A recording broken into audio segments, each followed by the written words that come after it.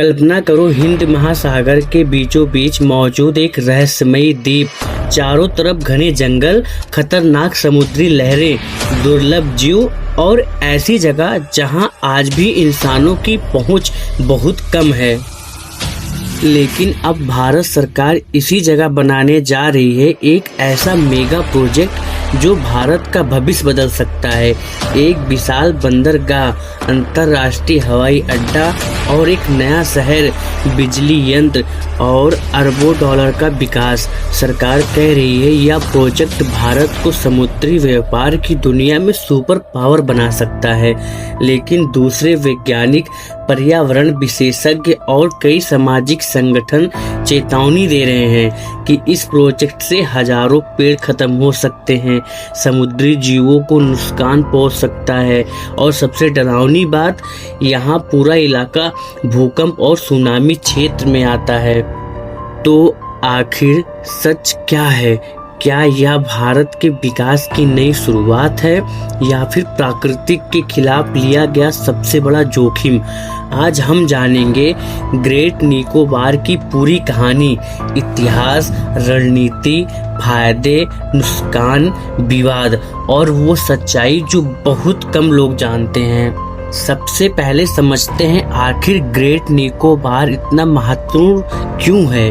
Great Nicobar Andaman और निकोबार द्वीप समूह का सबसे दक्षिण हिस्सा है। यह भारत के मुख्य भूभाग के हजारों किलोमीटर दूर हिंद महासागर में स्थित है। अगर आप नक्शे में देखें तो यह जगह भारत से ज्यादा दक्षिण पूर्व एशिया के करीब दिखाई देती है और यही इसकी सबसे बड़ी ताकत है, क्योंकि यह इलाका दुनिया के सबसे व्यस्त समुद्री व्यापारिक रास्तों के बेहद करीब मौजूद है। हर साल लाखों करोड़ रुपए का अंतर्राष्ट्रीय व्यापार इन्हीं समुद्री रास्तों से गुजरता है। तेल से भरे जहाज, विशाल कंटेनर जहाज और दुनिया की बड़ी कंपनियों का सामान सब इसी मार्ग से होकर जाता है।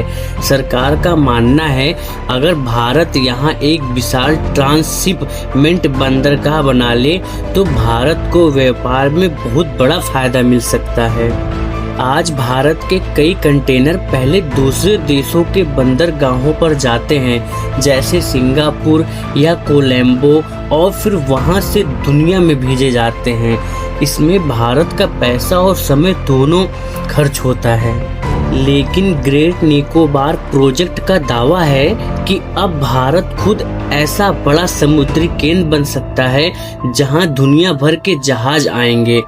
सिर्फ व्यापार ही नहीं, यह इलाका सुरक्षा के लिहाज से भी बेहद महत्वपूर्ण माना जाता है, क्योंकि हिंद महासागर में चीन की बढ़ती मौजूदगी भारत के लिए लंबे समय से चिंता का विषय रही। ऐसे में ग्रेट निकोबार को भारत की रणनीतिक ताकत बढ़ाने वाला प्रोजेक्ट भी माना जा रहा है।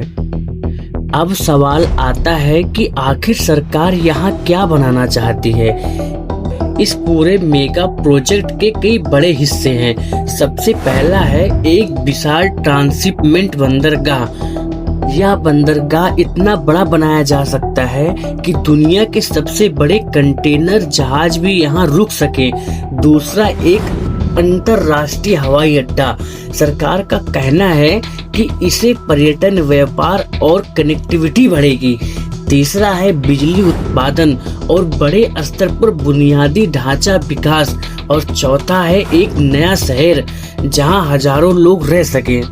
सरकार का दावा है कि यह प्रोजेक्ट आने वाले समय में लाखों नौकरियां पैदा कर सकता है और भारत को समुद्री व्यापार में नई पहचान दे सकता है। लेकिन जितना बड़ा यह सपना दिखता है उतने ही बड़े इसके सवाल भी हैं, क्योंकि जिस जमीन पर यह सब बनने जा रहा है वो कोई खाली मैदान नहीं, वह दुनिया के सबसे संवेदनशील पारिस्थितिक क्षेत्रों में से एक माना जाता है। यहाँ घने वर्षवन, दुर्लभ जीव, समुद्री कछुआएं, प्रवाल भित्तियां, ऐसी जैव विविधता है जो दुनिया में बहुत कम जगह बची है। अब बात करते हैं इस प्रोजेक्ट के सबसे विवादित हिस्से, पर्यावरणीय खतरे की।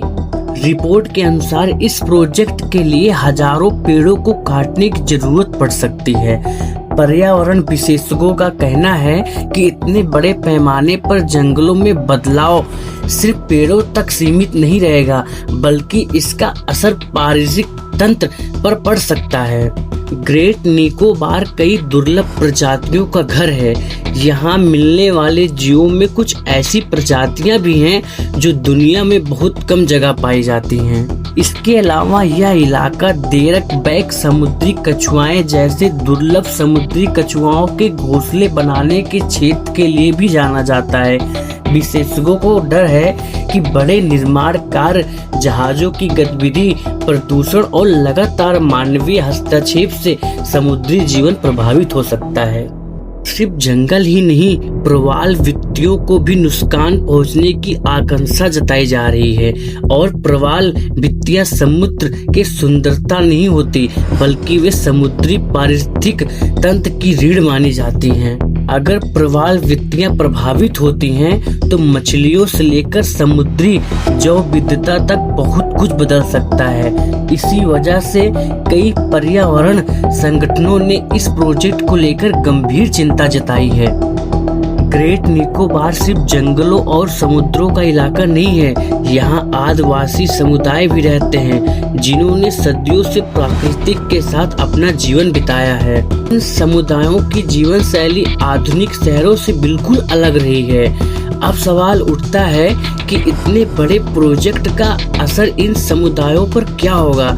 कुछ लोगों का मानना है कि बुनियादी ढांचा और विकास से सुविधाएं बढ़ सकती हैं, लेकिन कई सामाजिक कार्यकर्ताओं को डर है कि बाहरी हस्तक्षेप उनकी पारंपरिक जीवन शैली को बदल सकता है।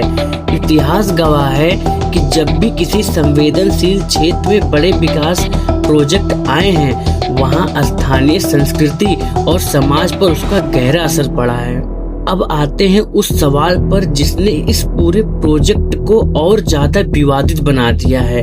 क्या इतना बड़ा निर्माण ऐसे इलाकों में सुरक्षित है जो भूकंप और सुनामी क्षेत्र में आता है?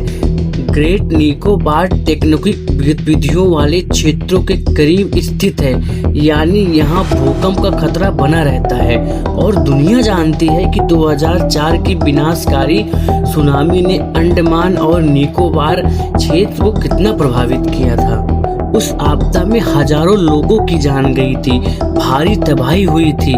इसी वजह से कई लोग सवाल उठा रहे हैं कि क्या इतनी बड़ी बुनियादी ढांचा विकास परियोजना भविष्य की आपदा जोखिम को बढ़ा सकती है।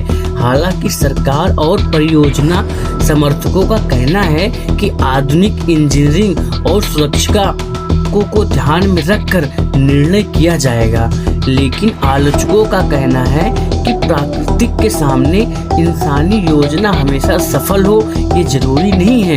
अब जरूरी है कि हम इस मुद्दे का दूसरा पक्ष भी समझें, क्योंकि सिर्फ डर और विरोध देखकर पूरी तस्वीर समझना संभव नहीं है। सरकार और परियोजना समर्थकों का कहना है कि भारत को अगर भविष्य में आर्थिक रणनीति रूप से मजबूत बनाना है तो ऐसे बड़े प्रोजेक्ट जरूरी हैं। उनका मानना है कि अगर भारत समुद्री व्यापार में बड़ी भूमिका चाहता है तो उसे विश्व स्तरीय बंदरगाह और बुनियादी ढांचा बनाना ही पड़ेगा। साथ ही यह भी कहा जा रहा है कि विकास और पर्यावरण के बीच संतुलन बनाया जा सकता है। सरकार का दावा है कि पर्यावरण सुरक्षा उपायों और आधुनिक योजना के जरिए नुकसान को कम करने की कोशिश की जाएगी।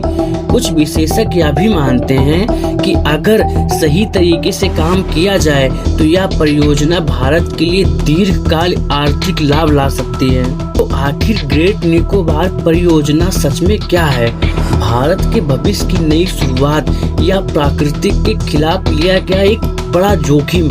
सच्चाई शायद इन दोनों के बीच कहीं मौजूद है। एक तरफ है भारत का विकास और दूसरी तरफ है बुनियादी ढांचा, मजबूत आर्थिक व्यवस्था। अगर विकास बिना संतुलन के होगा तो उसका असर आने वाली पीढ़ियों तक जा सकता है। और अगर हर परियोजना को सिर्फ डर की वजह से रोक दिया जाए तो विकास भी रुक सकता है। इसलिए सबसे बड़ा सवाल सिर्फ ये नहीं कि परियोजना बनाई जाए या नहीं, बल्कि ये है कि क्या इंसान विकास और प्राकृतिक के बीच सही संतुलन बना पाएगा। आपको क्या लगता है, क्या ग्रेट निकोबार परियोजना भारत के लिए जरूरी है या इसका खतरा बहुत बड़ा हो सकता है? अपनी राय कमेंट में जरूर बताइए। और अगर आपको यह वीडियो जानकारी पूर्ण लगा हो तो चैनल को सब्सक्राइब जरूर करें, क्योंकि आगे भी हम ऐसे ही बड़े और महत्वपूर्ण मुद्दे की असली कहानी आपके सामने लाते रहेंगे।